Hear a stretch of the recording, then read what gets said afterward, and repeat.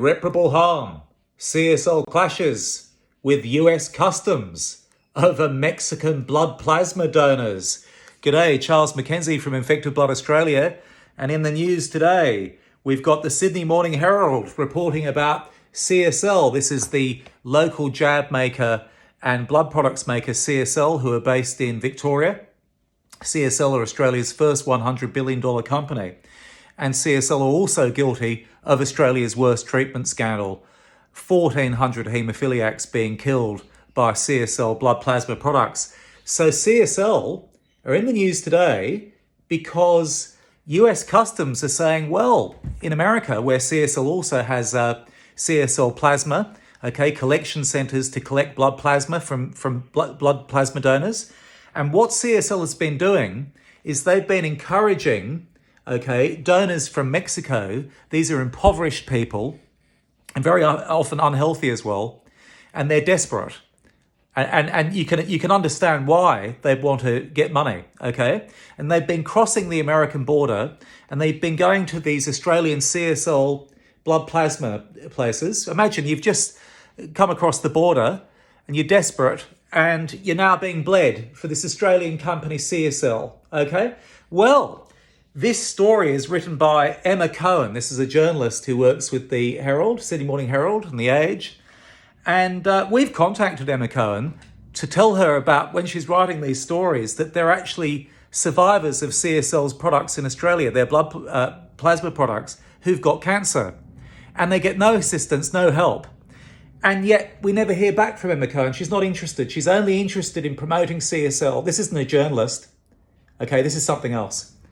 So here she is writing this story about this company, arguing with American Customs, because American Customs is saying, no, you can't exploit poor third world Mexican blood donors anymore. But perhaps US Customs doesn't know what they've trodden on. They've just trodden on CSL's main core business. This is a criminal organization. CSL for decades have been collecting blood plasma from high-risk sources. Today, they might be collecting blood plasma from impoverished third world immigrants to make into products. But in years gone by, they were doing it from prisoners here in Australia. CSL, through their blood collection centres, the Australian Red Cross lifeblood collection centres in Australia, for decades collected blood from high-risk donors. These were people who were incarcerated in jails. The Australian Red Cross used to send mobile blood vans, in the 1980s. And they knew that that was dangerous, and they knew that that was crazy because the risk of hepatitis was so pronounced in jails, and they kept on going anyway. Why? Well, the reason why is the reason why CSL are arguing with US Customs over America's decision to stop CSL from using impoverished third world blood donors. And the reason is money. CSL makes cash. They want blood plasma no matter what. They want blood plasma no matter what the exploitation. They want blood plasma no matter what harm they do to the community.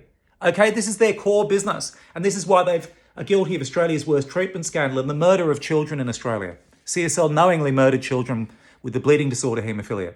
Why did they do that? Well, in the 1980s, CSL didn't want to take any action at all to limit viral contamination of their products. Now, that might sound incredible, but it's not. It's the truth.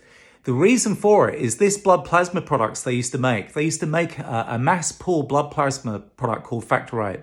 This was made for people with this bleeding disorder haemophilia, Now, CSL did not want to use viral inactivation techniques. You can't use these sorts of techniques in blood transfusions or whole blood, that someone might get after having an accident, in a motor vehicle accident or something. But you can use these products for people with a bleeding disorder like haemophilia. And you could virally inactivate anything that was in there. You could heat treat it. You could do all sorts of things. But CSL didn't want to do that because it would have meant they couldn't have used the same blood donors. And it would have meant that they would have had increasing costs and drops in yield of final blood product.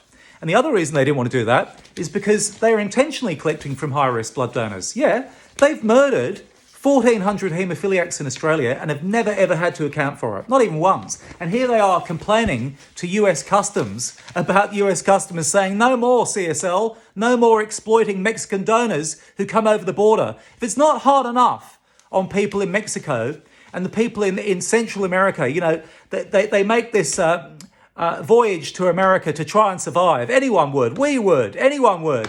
The rape, the abuse, and then when they get over the border, this bloody Australian company, CSL, exploits them for cash for their blood plasma. They're not interested in their health. No, they're interested in this blood plasma for cash. And do you know what this CSL did? During the HIV crisis, now I've mentioned this many times before, during the HIV crisis in Australia in the 1980s, CSL was so bloodthirsty for blood plasma that they had their mates at the Australian Red Cross advertise in sexually explicit publications for blood donors. Now, I've shown this thing many times, okay, where they used to advertise. All right. Now, the thing is that at the time they were advertising during the HIV crisis for blood donors in sexually explicit gay publications, okay, they did not have a HIV test at the time. They did not have a hepatitis C test at the time. And they knew that the gay community had hepatitis, that an increased risk of hepatitis at that time. In fact, the editors of this newspaper in 1979 wrote to New South Wales Premier Neville Wran, this is the Star, the Sydney Star, I think, yeah, the Sydney Star, okay? They wrote to the Premier of New South Wales in Australia, Neville Wran, in 79, saying, we've got a hepatitis outbreak, we need help. And instead of help, they sent blood vans to collect blood. Now, why was CSL doing this? Aha, because they want blood from any source, because blood is a resource, blood is cash. They didn't care about the safety. In their own documents, when they're collecting from high-risk donors and they're making these blood products to be given to children and other patients with haemophilia, they mention the contamination risk. But then they say, we're not going to do anything about it, because if we do, it'll increase costs. And 1,400 Australians with haemophilia were killed by AIDS and hepatitis C, and many of them were children. One of them I've been trying to get justice for, okay, for decades. So this is this company, CSL. CSL are a criminal organisation. You know, just recently, people have asked me, not just recently, but for many years, they've asked me, you know, why is it that there's never been an investigation? There were contaminated blood scandals in Canada, Ireland, and now the UK. They've all had legal investigations. All their infected blood victims have been helped. All their haemophiliacs have been helped. But not ours here. Why is that? Well, for the same reason that CSL are complaining to US Customs.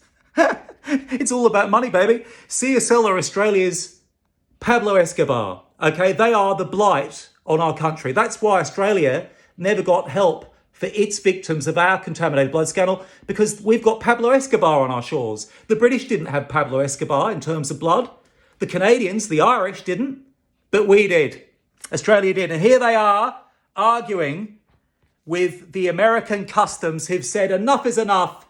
No more exploitation of Mexican donors. And you know what, CSL? You need to go to jail for what you've done, for the amount of people that you've killed and your exploitation. You know, what about your secretive collection from high-risk donors in the 1980s during the HIV crisis? Yeah, then when HIV happened in the blood supply, you know what you did? You guys and your mates at the Australian Red Cross unfairly maligned and blamed the gay community, describing them as,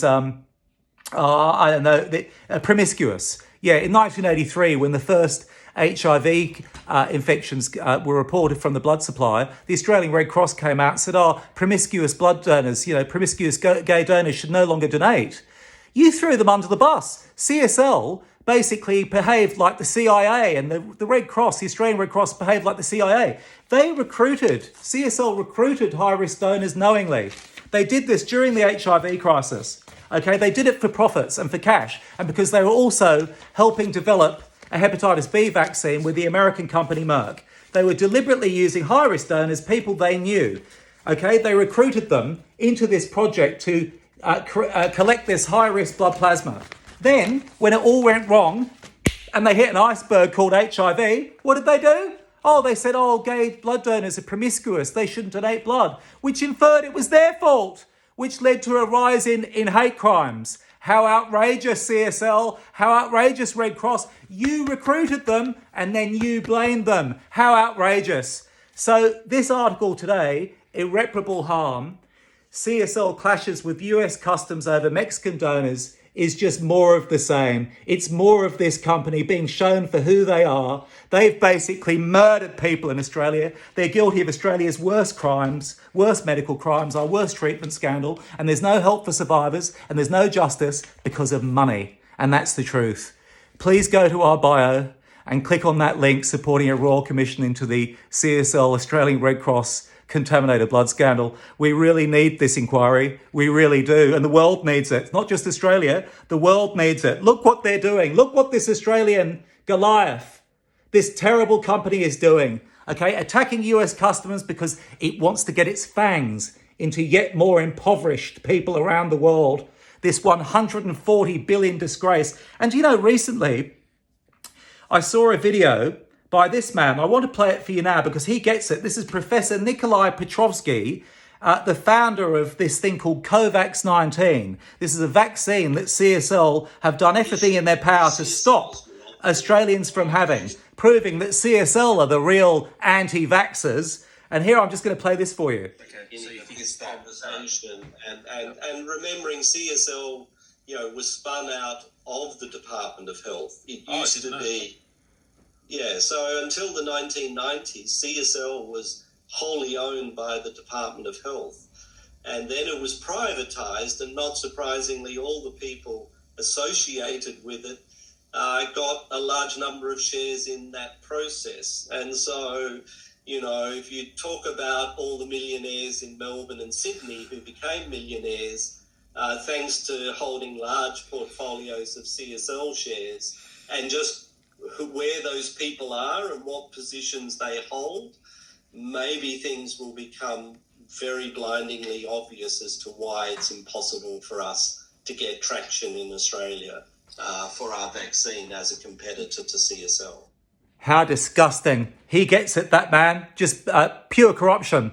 The privatisation of CSL in 1994 was outrageous. It was criminal. In their own documents, they talk of the fact they'd infected every haemophiliac in Australia with hepatitis C because they weren't doing anything about hep C. And rather than tell those people and do the recall, rather than tell 1,750 people they're just infected with a deadly virus like hepatitis C, hundreds of times more deadly than COVID, do you know what they did? They covered it up and they privatised, and they got their corrupt mates in the Australian government to give them legal indemnities so they could go off and become this $140 billion company, and they never had to account for using high-risk donors or killing 1,400 Australians, many of them being children and some of them being friends of mine. Please go to that bio. I have been threatened numerous times. My life's been threatened for doing this work.